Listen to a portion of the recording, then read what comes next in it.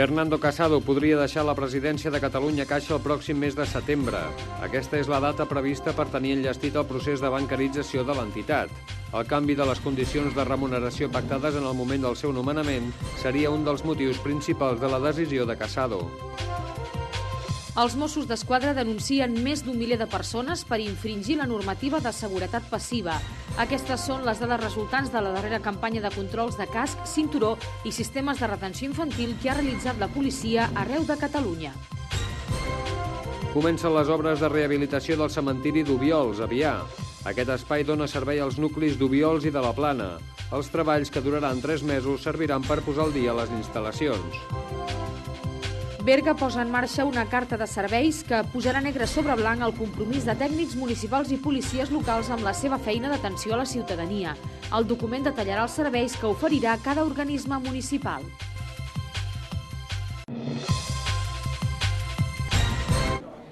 Fernando Casado deixarà la seva responsabilitat al capdavant de Catalunya Caixa.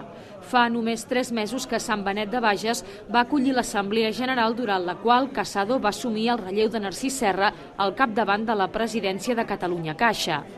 L'ascens del fins llavors director de l'Institut de l'Empresa Familiar a la presidència de l'entitat sortint de la fusió de les caixes Catalunya, Tarragona i Manresa va ser fruit de l'acord assolit entre la Diputació de Barcelona i Caixa Tarragona, sota els auspicis del PSC i de CiU, respectivament. La proposta va ser benvinguda per la Generalitat i pel Banc d'Espanya, que van beneir el darrer dels passos per tancar el procés de fusió que va convertir Catalunya Caixa en un procés de fusió exemplar. La problemàtica econòmica partiria de les condicions que l'actual govern de CiU, amb Artur Mas al capdavant, pot haver tingut alguna cosa a veure a l'hora de rebaixar les condicions pactades al seu moment amb l'expresident socialista José Montilla. Fonts properes al cas parlen d'una quarta part de la remuneració pactada inicialment. La marxa de Casado, però, està supeditada al procés de conversió de l'entitat en banc, amb vistes al mes de setembre, segons ha explicat ell mateix. Aquest és el termini que l'encara president de Catalunya Caixa es posa per abandonar l'entitat.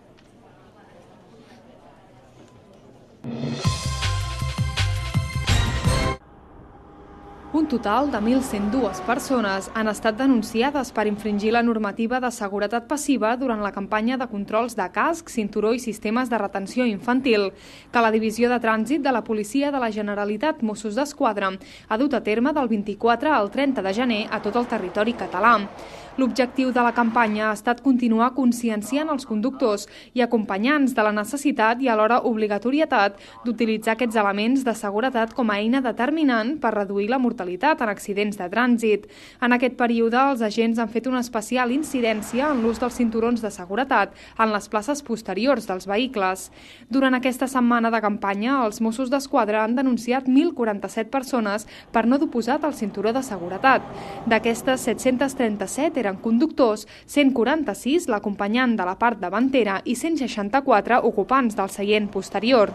Pel que fa al sistema de retenció infantil, els agents han detectat 42 vehicles en els quals viatjaven menors sense aquest element de seguretat passiva.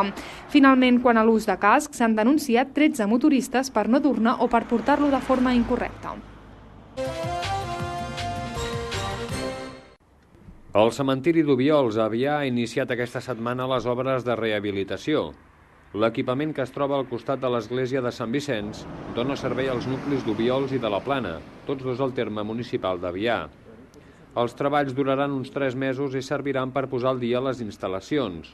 En concret, s'arreglarà el mur que tanca el cementiri i alguns nínxols que tenien zones en mal estat. A banda, també es canviarà la porta del magatzem i es millorarà el camí d'accés al cementiri, adequant-ne la vegetació del voltant. Les obres, adjudicades a l'empresa avianenca Veravi, tenen un cost de 30.000 euros. D'aquests, 21.000 euros estaran finançats per la Generalitat i la resta amb fons propis de l'Ajuntament.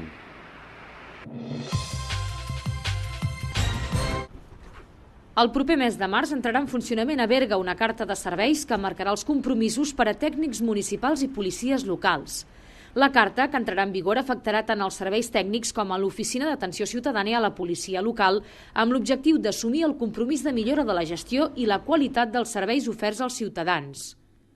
Es tracta d'un document on s'hi detalla en cada cas tota la informació referent als serveis que ha d'oferir cada un dels organismes, a més de deixar constància del compromís d'un servei eficaç a tots els veïns de la ciutat.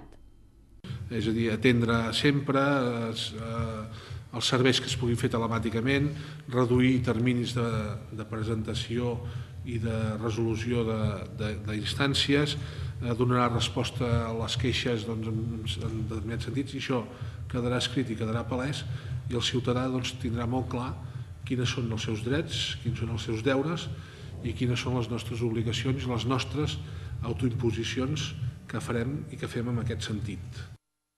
A més, segons va avançar Gendrau, els compromisos adquirits pels treballadors d'aquests 3 organismes tindran un seguiment periòdic, de manera que els permeti millorar any rere any.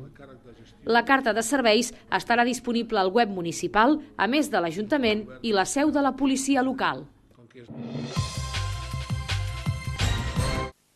Les obres que han de modificar els accessos a la zona del Bosquet de Sant Fruitós de Bages han deixat, des del passat dimarts, 25 de gener, l'avinguda Joan Sant Martí tallada al trànsit a l'alçada del nexe Espai de Cultura. Està previst que les obres s'acabin a principis del mes de maig, però ateses les circumstàncies dels actes que tindran lloc a la zona del Bosquet amb motiu de la Festa de l'Arròs el proper 6 de març, l'empresa adjudicatària s'ha compromès a planificar i executar l'obra en 2 fases diferents. En la primera fase s'arranjarà una part de l'avinguda Joan Sant Martí i la vorera nord de l'avinguda Jaume I. Un cop finalitzada aquesta part, es completarà l'arranjament de l'avinguda Jaume I i la resta d'actuacions que completaran el projecte, que té com a prioritat afavorir els accessos dels vianants a aquest espai. Les actuacions es concreten en convertir el tram del passeig de Joan Sant Martí entre Mestre Josep Simón i Jaume I en zona de prioritat per a vianants i allargar el tram elevat del carrer Jaume I per prioritzar també els vianants i alentir el trànsit rodat. A banda, també s'eixamplarà la vorera del carrer Jaume I al seu pas pel Parc Infantil del Bosquet i se substituirà el tancament opac del parc per una barana de protecció.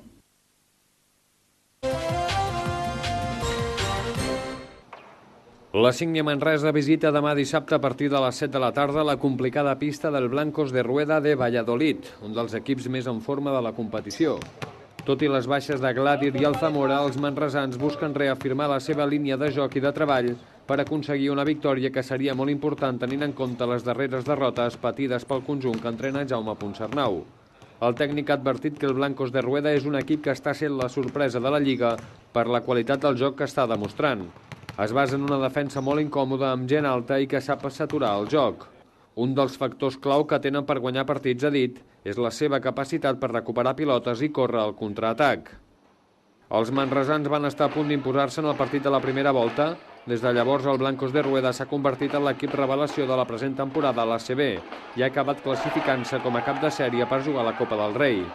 L'equip que entrena Porfirio Fisac és actualment la segona millor defensa del campionat i en atac gaudeixen d'una gran confiança.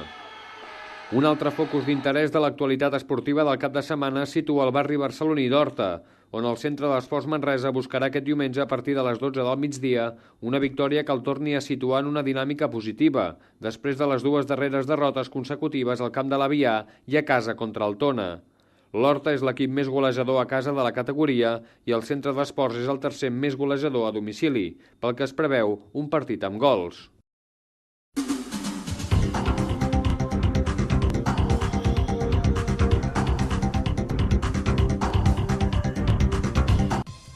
El cap de setmana es presenta esplèndid i marcat pel predomini absolut del sol arreu de les comarques centrals. A l'ambient assolellat s'hi sumaran unes temperatures a l'alça amb valors entre 3 i 4 graus per damunt dels que s'han registrat aquests dies. I és que les màximes arribaran fins als 17 a Manresa. Els termòmetres marcaran fins a 18 graus a Berga i Solsona 17.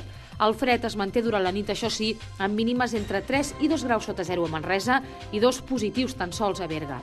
A Solsona els valors es mouran entre els 0 graus i 1 de negatiu.